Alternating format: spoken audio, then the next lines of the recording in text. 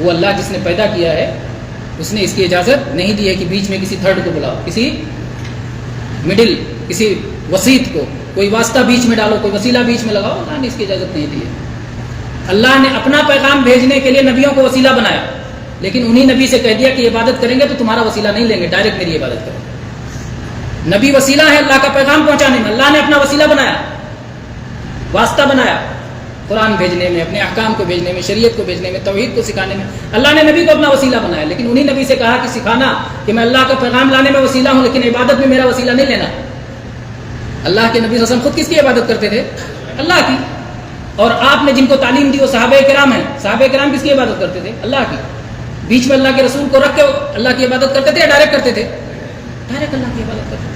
اللہ کے نبی ڈائریکٹ اللہ کو سجدہ کرتے تھے، صحابہ بھی ڈائریکٹ اللہ کو سجدہ کرتے تھے۔ اللہ کے نبی بھی ڈائریکٹ مانگتے تھے ربنا آتنا فی الدنیا حسنہ وفی الآخرۃ حسنہ وقنا، صحابہ بھی یہی مانگتے تھے۔ صحابہ یہ نہیں کہتے تھے کہ اللہ کے نبی بیچ میں آپ کا نام ڈال دیں، اللہ کے نبی نے ان کو یہ تعلیم نہیں دی۔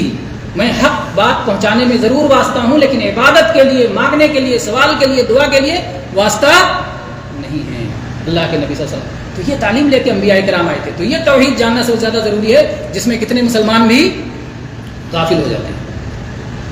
پہلے شرک میں ڈائریکٹ کوئی نہیں جاتا، کچھ چیزیں ہیں جو شرک کا راستہ بنتی ہیں، وسیلہ بنتی ہیں شرک تک پہنچانے کے لیے، تو ان سے گزر کے آدمی شرک تک پہنچ جاتا ہے۔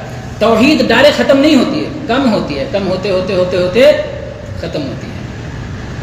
تو توحید کو اس لیے سمجھنا اور بار بار پڑھنے کی ضرورت ہے، اور اللہ نے اسی لیے توحید کو خوب کھول کھول کے قرآن پاک میں بیان کیا ہے، مختلف مثالوں کے ذریعے سے اللہ تعالیٰ نے اس بات کو بیان کیا ہے۔ لہو دعوت الحق، حق کی پکار اللہ ہی کے لیے ہے، سچی دعا اللہ ہی سے مانگی جائے گی، اور اللہ کو چھوڑ کر جن سے بھی دعا مانگی جاتی ہے ان کی مثال کیا بتائی اللہ تعالیٰ نے؟ ان کی مثال سمجھا کے بتایا کباسط کفیہ الی الماء لیبلغ فاہ وما هو ببالغ وما دعاء الکافرین الا فی ضلال۔ جو اللہ کو چھوڑ کر دوسروں سے مانگتے ہیں ان کی مثال ایسے ہے جیسے کوئی پانی کے سامنے کھڑے ہو کے ہاتھ پھیلا کے مانگے پانی میرے منہ میں آ جائے۔ پانی آئے گا اس کے منہ میں؟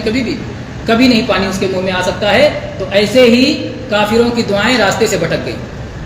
جو لوگ بھی اللہ کے سوا کسی اور سے مانگ رہے ہیں، کسی اور سے دعا کر رہے ہیں، ان کی دعائیں راستے سے بھٹک گئیں۔ جہاں جانا چاہیے، دعا کا حقدار کون ہے؟